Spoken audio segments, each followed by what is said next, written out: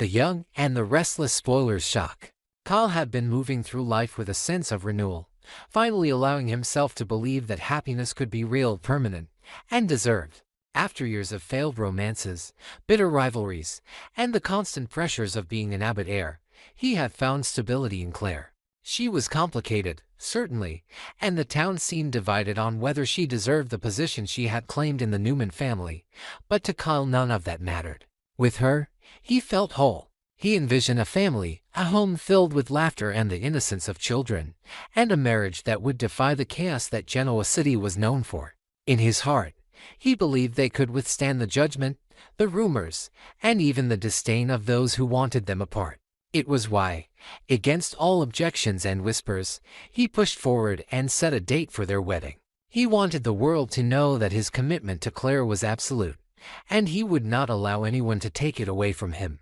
But lurking in the shadows was Holden, a man driven by obsession, pain, and a refusal to accept reality. To Holden, Claire was not simply a woman but a destiny, a prize that belonged to him no matter how many times she rejected him. He had been patient, watching from the darkness, hiding his jealousy behind silence, letting time feed his rage. Every smile Kyle gave Claire, every affectionate touch, every whispered promise of a shared future had all carved deeper into Holden's resentment until it became unbearable. His mind twisted the truth, convincing him that Claire's rejection was not genuine, that if Kyle were gone, she would finally see him for who he truly was. Holden lived in a world where obsession replaced love and possession replaced respect, and in that distorted reality, he began crafting a plan that could only end in tragedy. As Kyle celebrated the steps toward his wedding, Holden worked in secret, his heart pounding with the certainty that fate was finally in his control. He built his scheme with precision, turning his obsession into action. The car that Kyle loved, the symbol of his independence and mobility, became the stage for Holden's madness. A bomb was carefully wired, a silent predator waiting beneath the sleek exterior, its timer hidden, its purpose deadly. Holden convinced himself that this was not cruelty but justice, the necessary sacrifice to clear the path for his own happiness. If Kyle's life ended, Claire would have no choice but to turn to him, to fill the void with the devotion he had always offered from the shadows. In his mind, Kyle's death would not be a crime, it would be liberation.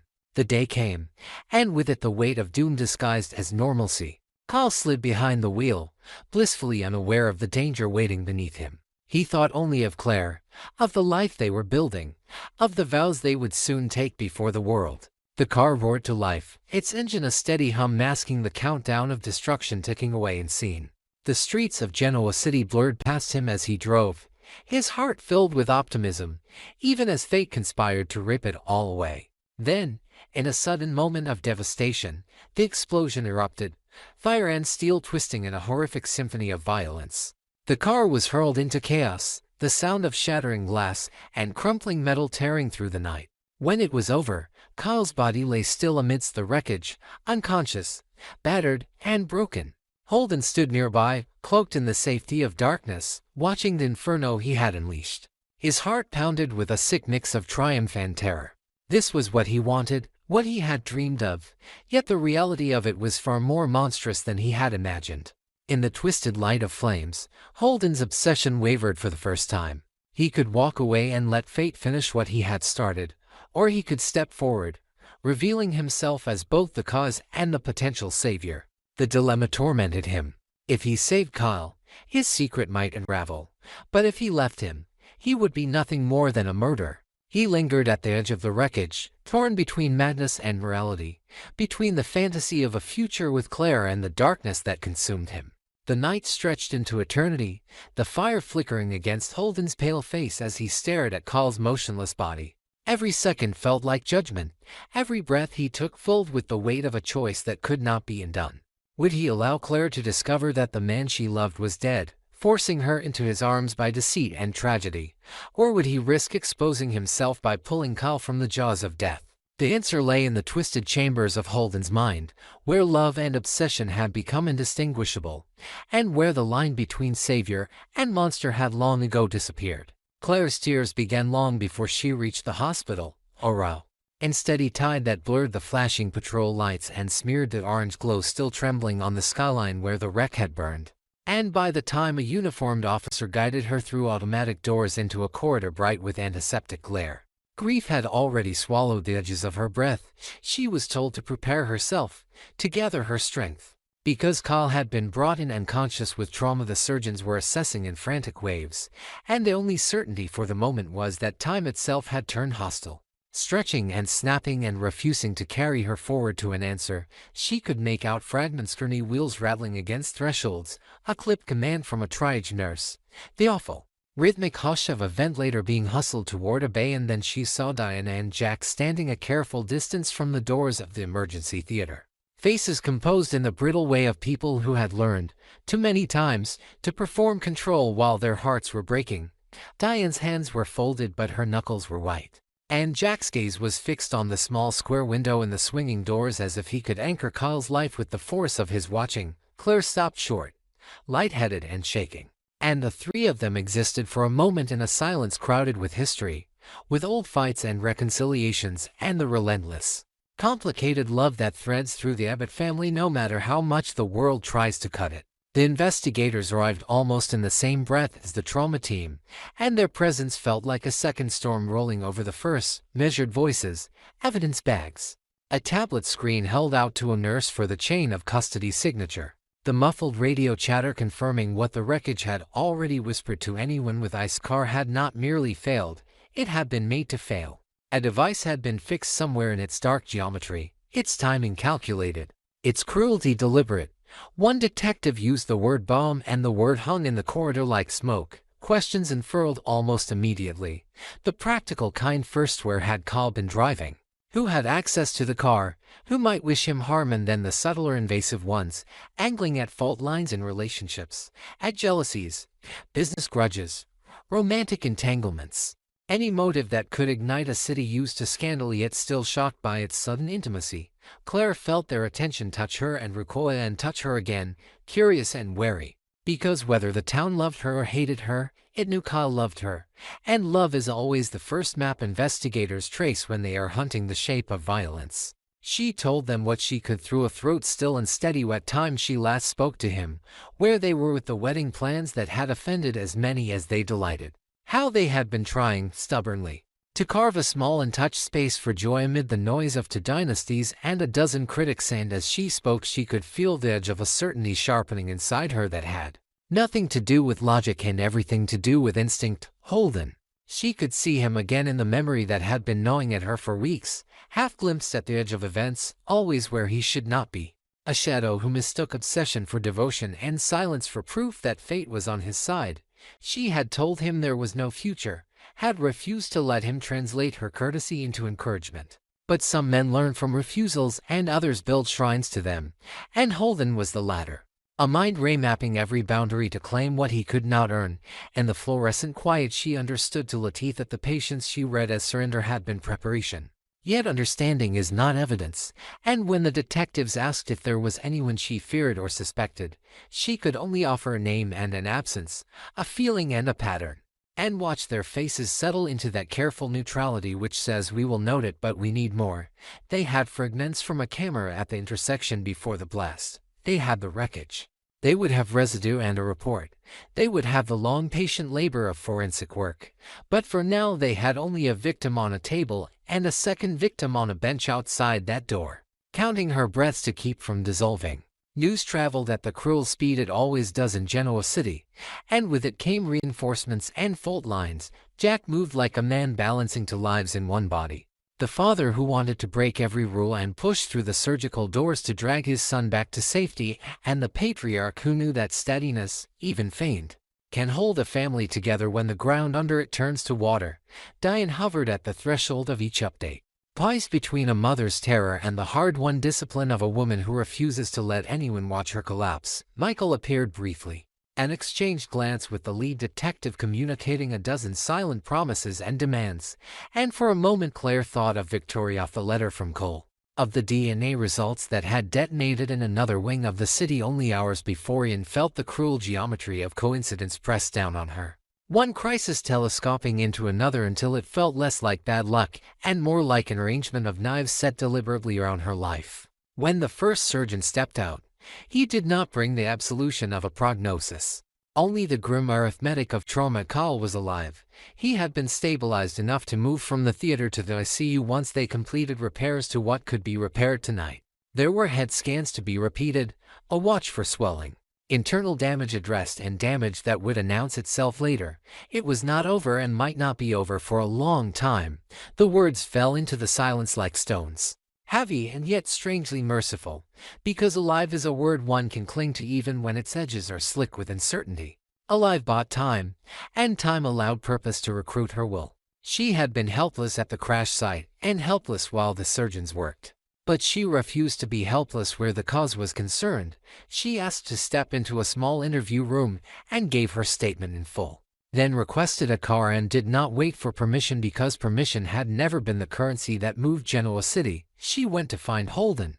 The night outside seemed to have absorbed the hospital's fluorescent chill and scattered it across the streets. The air thin and metallic in her mouth as she retraced the distances that mattered, the route Carl would have driven. The alley where a neighbor once mentioned seeing someone loitering near the Abbott garage, the building where Holden rented an apartment that never looked fully lived in. As if he were always poised to move toward whatever story he believed was about to happen to him, she stood across the street long enough to see a light on the second floor glow and then dim.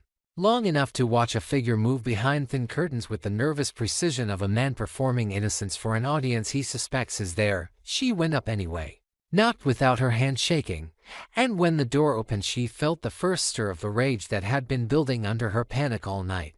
But rage is not evidence. And the room was unhelpfully ordinary: a notebook on a table, a cardigan thrown over a chair, a half-washed coffee mug, the sudden earnest performance of a man shocked, concerned, eager to be useful. She watched him the way a broken heart watches lightning for pattern, for the split-second revelation of shape was there under his nails, the smell of solvent. A tremor in the too careful calm if guilt lived here. It had already swept the floor. His eyes were steady, his voice even. His questions exactly the questions a concerned acquaintance would ask. And when she left, fury and dread knotted tighter because something inside her insisted she had looked directly at the storm, and the horizon had refused to admit it. Back at the hospital the corridors had reorganized into the slower ritual of the long night, the hum of machines now steady in the ICU, and nurse's quiet footfall. Jack's jacket folded over the back of a chair. Diane's hands are on a paper cup gone cold. An officer waited at the end of the hall, not obtrusive but unmistakably present. And Claire realized with a small jolt of gratitude that the Abbotts had already moved beyond shock into defense.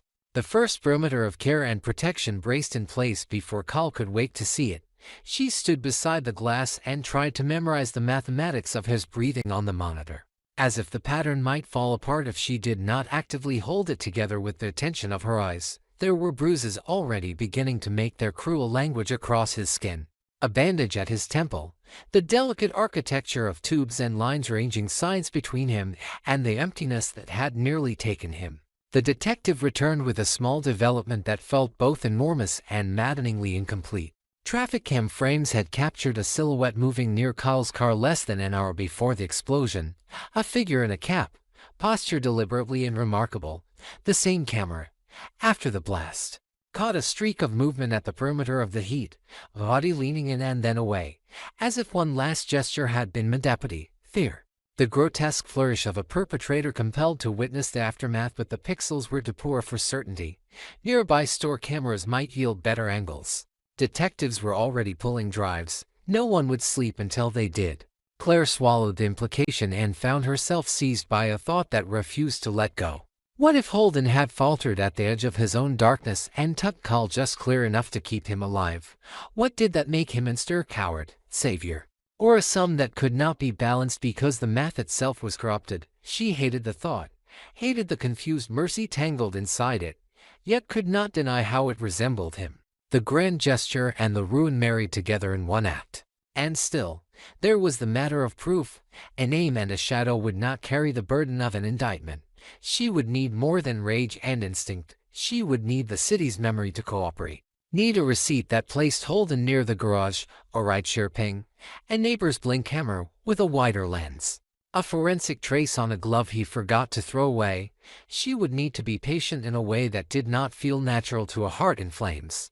So she did the one thing she could do that felt like doing something. She wrote, on a small page torn from a waiting room magazine, every place she knew Holden frequented, every person who might call him friend, every alley where she had seen that particular posture she now believed was his. She gave the list to Michael when he passed by with a curt nod that carried the weight of two investigations now spiraling toward the same center. And she understood with a clarity that steadied her. If the truth could be found, he would find it, and if the truth had to be made visible, she would be the one to light it. Dawn did not so much break as leak, a colorless seep at the edge of the blinds that made the machine lights seem warmer by comparison. And somewhere in that thin hour the nurse adjusted a setting and Carl's breath settled into a cadence that felt less like a battle and more like a stubborn persistence. Claire rested her forehead against the cool glass and allowed herself, for the first time since the call, to imagine a future different from the one Holden had tried to write for her with fire. It was not the luminous future she and Carl had arranged on a calendar with invitations and flowers and a vow to ignore everyone else's judgments, but it was a future that still contained him. And that was enough for now to hold the line against despair. Behind her, the city continued its grind toward revelation, an investigator scrubbing frames, a tech parsing metadata, a clerk unlocking a storage unit where a foolish man might have kept the wrong box, a neighbor waking to find a dusting of black grit across a stoop and wondering whether to call it in. And as these small forces converged, Claire did what all the strongest do when power is briefly out of reach. She kept vigil.